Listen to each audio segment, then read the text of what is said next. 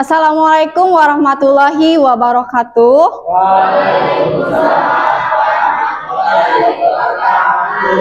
Selamat pagi semuanya.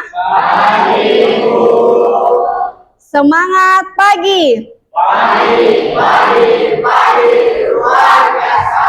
Iya, apa kabar hari ini?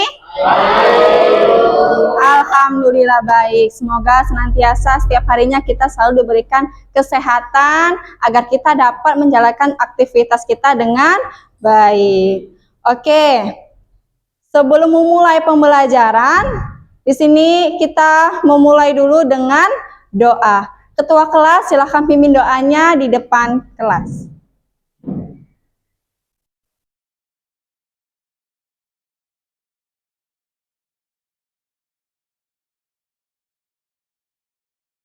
Sebelum belajar, alangkah baiknya kita membaca doa sesuai kepercayaan dan agamanya masing-masing. Doa dimulai. Doa selesai. Oke, terima kasih kepada Mayang Sari. Silahkan duduk kembali ke tempat. Bagaimana hari ini? Sudahkah kalian siap untuk mengikuti pembelajaran hari ini? Oke, bagaimana perasaan kalian hari ini? Senang. Oke, nah, Ibu mau kalian mengekspresikan perasaan kalian hari ini. Kalau kalian senang, maka kalian lakukan ekspresi seperti ini. Kalau kalian sedih, ekspresikan seperti ini. Kalau biasa aja, ekspresikan seperti ini. Oke, siapa yang hari ini perasaannya senang? Oke, hampir semua senang ya. Siapa yang perasaannya hari ini sedih? Tidak ada. Siapa yang hari ini perasaannya biasa saja? Baik, sebelum memulai pembelajaran, periksa dulu di bawah mejanya kanan kirinya apakah ada sampah? Ada atau tidak?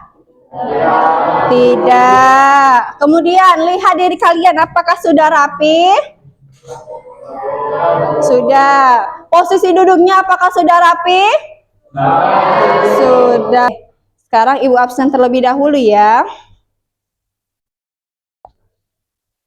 Acelio Rico Benigno Napitupulu, Adinda Natasha, Alpina Junia Putri, Alpasya Jatmiko. Oke, berarti hadir semua ya?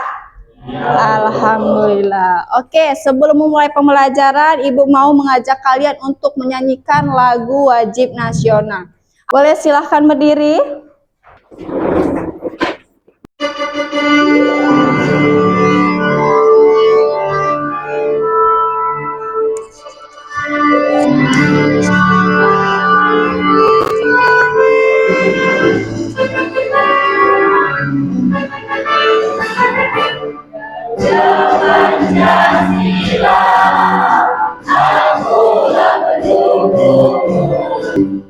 Oke, silahkan duduk kembali.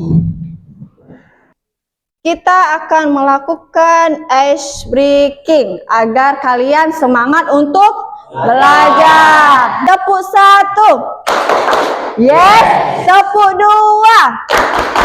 Oke, tepuk 3. Semangat, tepuk 4. Konsentrasi, tepuk 5. Siap belajar. Ibu mau pantun dulu boleh? Oke. Sarapan pagi, makannya nasi. Disantap lezat dengan ikan bakar. Pada kesempatan ini Ibu akan memotivasi agar kalian terus semangat belajar. Belajar itu merupakan investasi untuk masa depan kita. Jadi tetap fokus pada satu tujuan. Jadikan pembelajaran sebagai kebiasaan sehari-hari dan jangan pernah berhenti mengejar pengetahuan. Tadi malam ada yang belajar tidak? Masih ingatkah kalian tentang materi sebelumnya? Masih. Tentang apa? Tentang teks observasi. Siapa sih yang tahu apa itu teks observasi? Iya, Alpina. Apa itu? Teks yang berisi hasil pengamatan atau observasi terhadap suatu fenomena, objek, ataupun situasi. Iya, benar sekali. Jadi teks laporan hasil observasi itu merupakan teks yang berisi sebuah informasi berdasarkan pengamatan dari suatu objek. Oke, tepuk tangan dulu untuk Alpina. Good job. Good job. Ibu akan mengingatkan kembali tentang kesepakatan kelas kita yang sudah kita buat di awal pertemuan kita ya.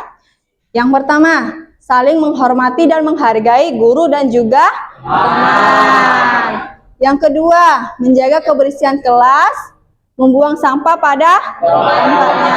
Kemudian, tidak menggunakan ponsel selama pelajaran kecuali untuk keperluan. Yang terakhir, berpartisipasi aktif dalam diskusi mendengarkan guru. Oke, kemudian Ibu akan menyampaikan yang namanya tujuan pembelajaran. Ya, boleh dibaca, Farel? Ya, silakan Farel dibaca. Tujuan pembelajaran.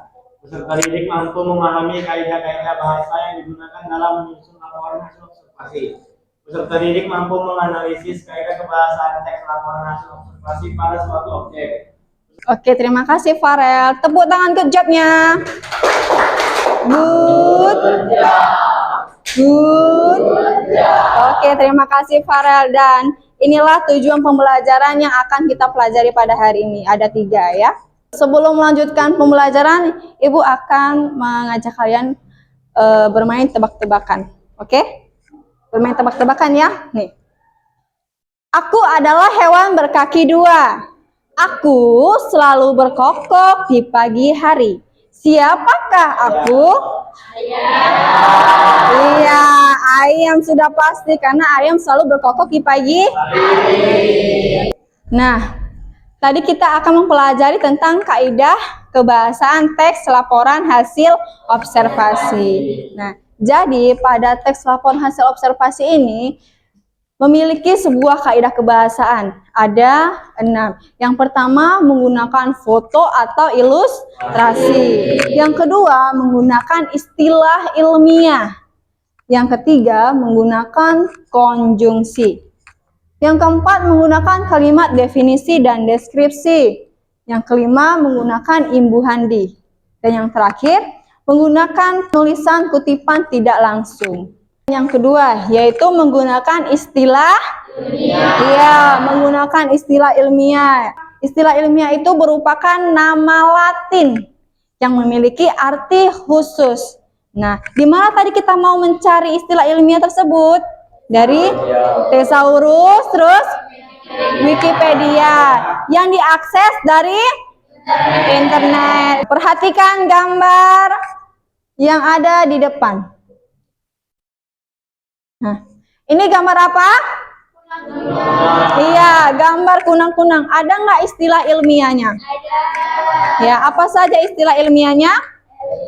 Elytra. Ada yang tahu elytra itu apa? Iya, Zibril dulu ya. Iya, apa Bang? Sayap depan kunang-kunang. Iya, jadi elytra ini merupakan sayap depan kunang-kunang. Ini dia sayapnya.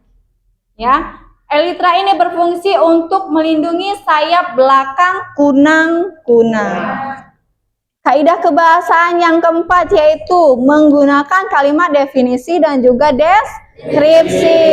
Nah, ini tadi alasan Ibu mengajak kalian bermain tebak-tebakan siapakah aku, ya kan? Nah, kalimat definisi kita bahas satu persatu dulu, ya. Kalimat definisi yaitu kalimat yang memberikan penjelasan umum tentang suatu benda, hal, aktivitas dan lain-lain. Ya. Biasanya kata definisi ini ditandai dengan kata adalah dan juga merupakan. Jadi dia menjelaskan suatu objek tersebut. Kalimat deskripsi itu merupakan kalimat yang menggambarkan sifat-sifat, ciri-ciri khusus, atau karakter suatu benda dan menjelaskan sebuah aktivitas yang dilakukan oleh objek tersebut. Nah, contohnya tadi, aku adalah hewan berkaki dua. Aku selalu berkokok setiap pagi. Nah, yang mana kalimat deskripsinya? Iya, kalimat deskripsinya adalah aku selalu berkokok setiap pagi. Kemudian apakah ada yang ingin ditanyakan? Oke, iya Isnani. Dalam menyusun teks observasi. Iya, pertanyaan yang bagus. Apakah kaidah kebahasaan pada teks hasil observasi itu penting? Iya. Jadi jawabannya adalah kaidah kebahasaan teks laporan hasil observasi itu sangat penting untuk menyusun teks laporan hasil observasi.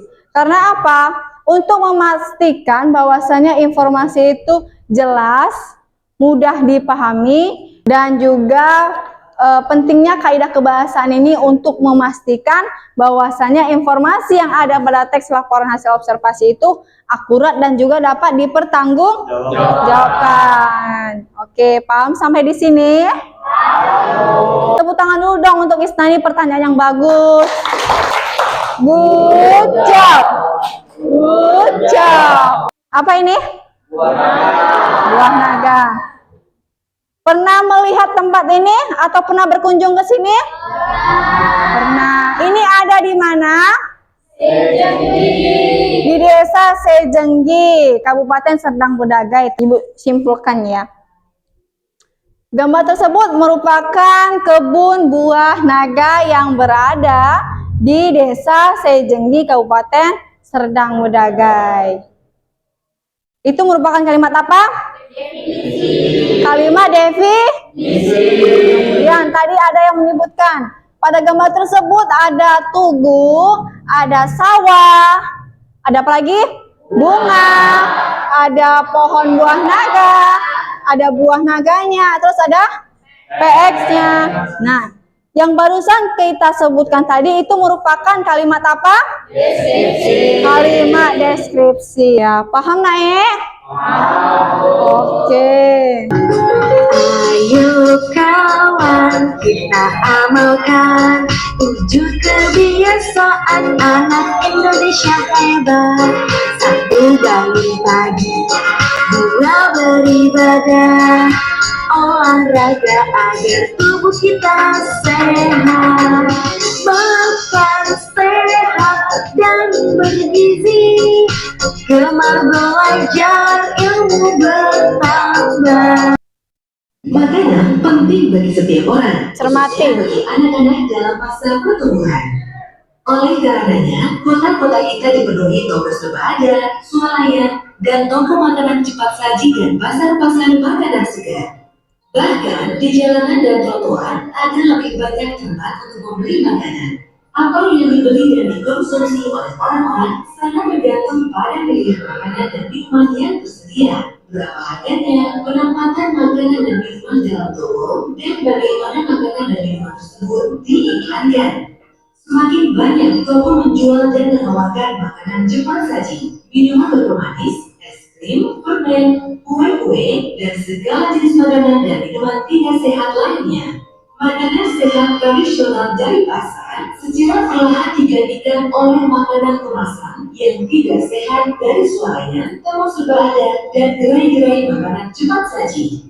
Jenis makanan cepat saji yang mudah didapatkan ini dipromosikan kepada anak-anak dan para remaja secara menyenangkan dan menarik. Namun sayangnya banyak dari makanan dan minuman yang diolah secara berlebihan ini dipenuhi gula, garam, dan lemak yang tidak sehat. Oleh karena itu, makanan dan minuman olahan yang tinggi gula, garam, dan lemak hanya boleh dikonsumsi dengan sangat sedikit dalam pola makan sehat.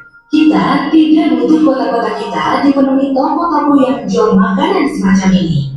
Karena sesungguhnya, hal ini memiliki dampak yang besar pada kesehatan anak-anak.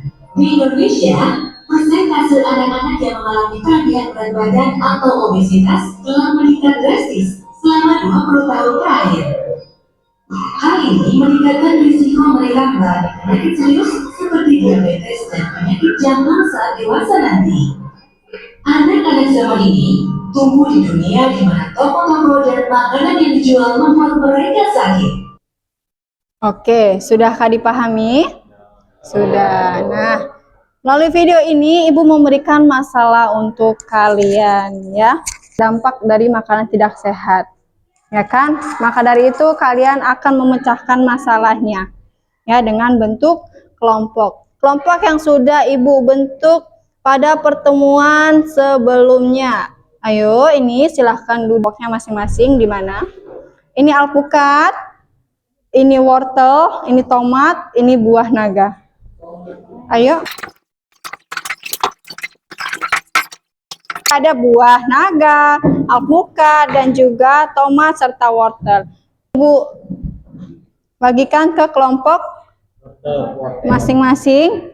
Kemudian tadi solusinya sudah Ibu sebutkan satu. Kemudian kalian nanti silahkan menjawab pertanyaan-pertanyaan yang ada di dalam LKPD ya. Salah satunya tadi memakan buah-buahan. Lalu pada buah-buahan tersebut, kalian lakukan studi pustaka, yaitu mencari laporan teks hasil observasi melalui internet. Silahkan dibuka handphonenya untuk mencari teks laporan hasil observasi tentang objek yang sudah Ibu bagikan. Oke, mulai diskusi. Silahkan diisi. Kemudian nanti setelah ini cari informasinya apa, dibuat kaidah kebahasaannya. Oke? Tentang solusi bagaimana tadi untuk memecahkan masalah dari dampak makanan tidak sehat tadi. Salah satunya tadi apa? Memakan buah-buahan. Nah, itu merupakan salah satu solusi dari yang ini. Oke? Iya, ini diisi kaidah kebahasaannya. Silakan dicari melalui studi pustaka. Iya, ada apa? Oh iya, tambahin aja. Oke, sudah selesai semuanya? Kreasikan kerjaan kalian itu melalui Canva. Silahkan dibuka laptop atau handphonenya. Iya, silahkan dikreasikan menggunakan Canva. Nanti ketika sudah selesai silahkan kirim ke WA Ibu ya, biar kita presentasikan melalui laptop Ibu aja ya. Ini desainnya bagus, ini tinggal mungkin ditambahin sedikit aja gambar-gambar wortelnya. Udah sampai mana desain Canva-nya? Ini udah bagus, perpaduan warnanya juga oke. Oke, sudah selesai semuanya? Sudah dikumpulkan ke WA Ibu? Sudah. Oke, sudah ya. Sekarang kita akan lakukan presentasi, bisa? Bisa. Acak ya, siapa yang akan maju lebih dulu?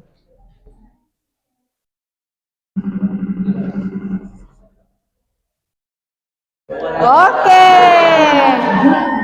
Kelompok buah naga, silahkan maju. Selamat pagi semuanya. Kami dari kelompok buah naga. Kami akan mempresentasikan tugas kelompok dari buah naga. Kalimat definisi buah naga. Buah naga adalah buah dari beberapa jenis tanaman kaktus dari marga Hyolocratus dan Selenicrereus. Kalimat deskripsi. Buah ini memiliki ciri khas kulit berwarna merah menyala dengan sisik hijau yang menyerupai naga, serta daging buah yang berwarna merah, putih, atau kuning. Kalimat deskripsi. Manfaat buah naga: mencegah kanker, baik untuk jantung, mencegah dan mengatasi diabetes, meningkatkan sistem kekebalan tubuh, membantu pencernaan. Kesimpulannya, buah naga adalah buah yang tidak hanya enak dan menyegarkan, tetapi juga kaya akan nutrisi dan memiliki berbagai manfaat kesehatan. Buah ini dapat dinikmati secara langsung atau diolah menjadi berbagai jenis makanan dan minuman. Sekian dari presentasinya, terima kasih. Ada yang ingin bertanya? Khasiat apa yang dimiliki buah naga agar bisa dapat mencegah kanker? Oke, silakan kelompok buah naga dijawab. Buah naga memiliki kandungan antioksidan yang membantu melawan radikal bebas yang dapat memicu kanker. Mari kita tepuk tangan good job dulu untuk kelompok buah naga.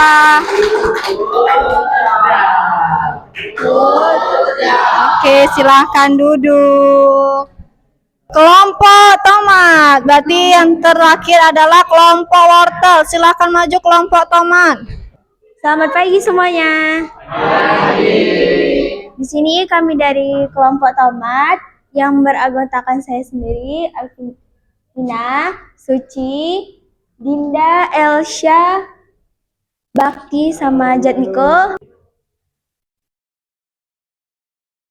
Kalimat definisi. Tomat atau biasa yang disebut dengan Solanum lycopersicum sin, Lycopersicum esculentum adalah tumbuhan dari keluarga Solanaceae, tumbuhan asli dari Amerika Tengah dan Selatan, dari Meksiko sampai Peru. Kata tomat berasal dari kata dalam bahasa Nahuatl, tomat.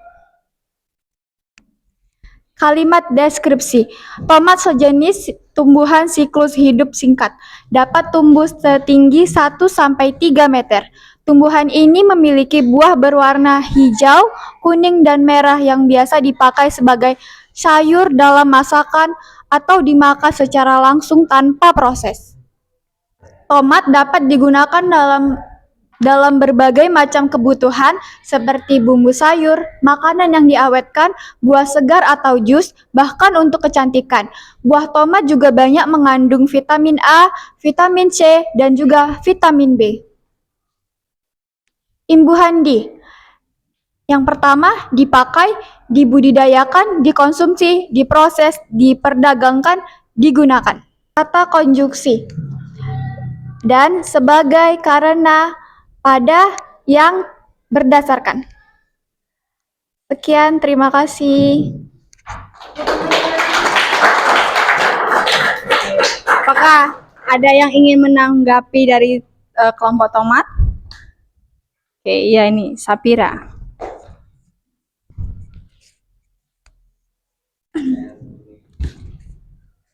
Saya dari kelompok wortel ingin menanggapi. Desainnya bagus, presentasinya bagus, lengkap. Ya itu. Sekian, terima kasih. Oke, terima kasih Sapira. Tomat ini mengandung vitamin A, vitamin C, kemudian vitamin B. Tomat ini juga bisa dijadikan sebagai sayuran ataupun buah segar. Kemudian juga bisa digunakan untuk kecantikan. Oke, terima kasih kelompok tomat. Silakan duduk. Tepuk tangan good job-nya.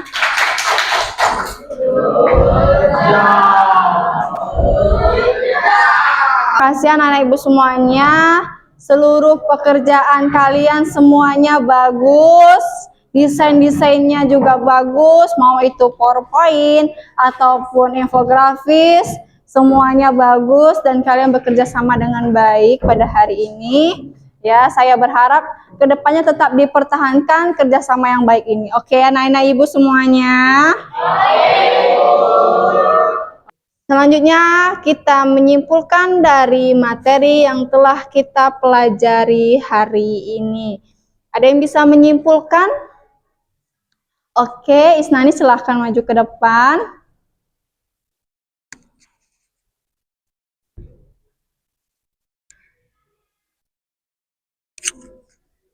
Nah, saya di sini ingin menyimpulkan tentang pelajaran kita hari ini. Nah, jadi pelajaran kita hari ini tentang teks observasi. Nah, teks observasi itu mengajarkan tentang kalimat definisi, deskripsi, dan kalimat ilmiah. Nah, jadi dari pembelajaran kita kali ini kita jadi tahu bagaimana mencari kalimat ilmiah. Seperti kita bisa cari di Thesaurus atau Wikipedia. Kita juga bisa membedakan kalimat definisi, dan deskripsi.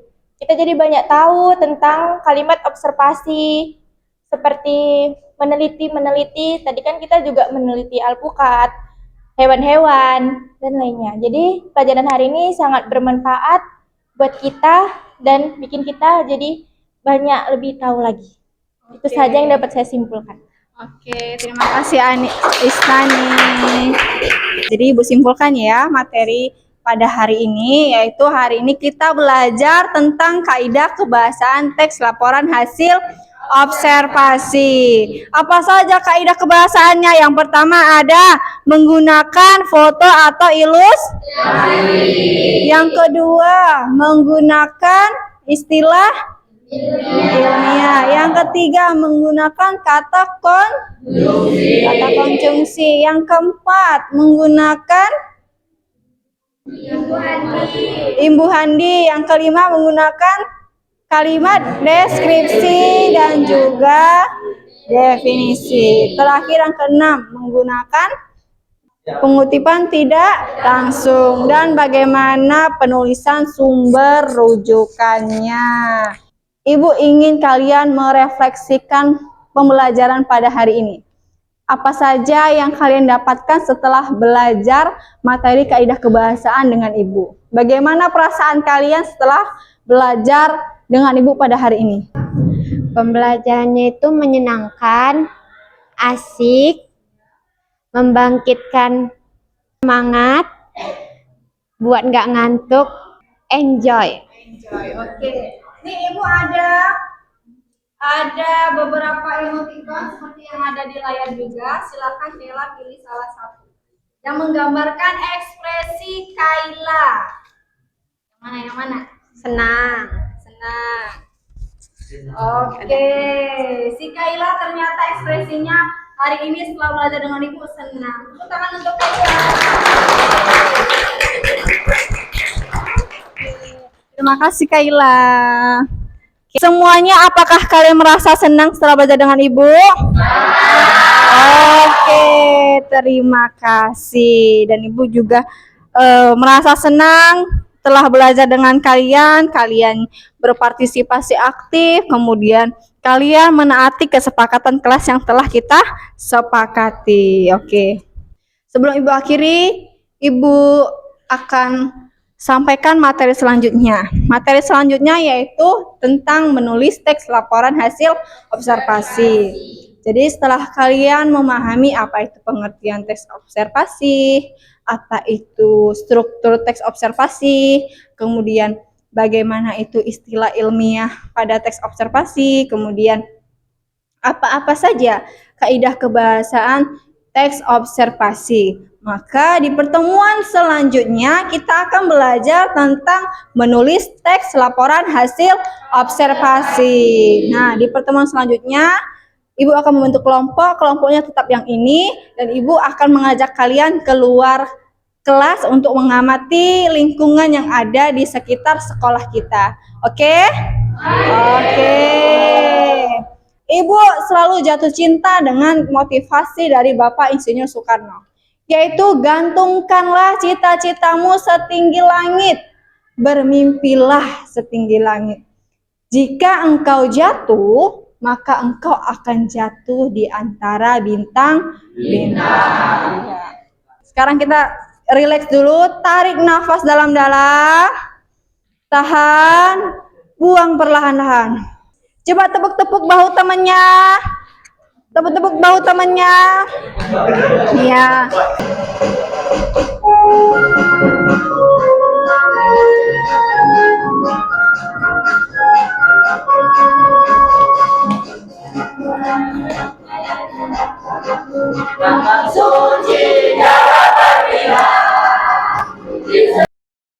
Baik, sebelum mengakhiri pembelajaran ini, tadi diawali dengan doa dan diakhiri dengan doa. Kepada ketua kelas, silahkan pimpin doanya. Sebelum mengakhiri pelajaran, alangkah baiknya kita membaca doa sesuai agama dan kepercayaan masing-masing. Doa dimulai. Doa selesai. Oke, terima kasih ketua kelas. Assalamualaikum warahmatullahi wabarakatuh. Waalaikumsalam.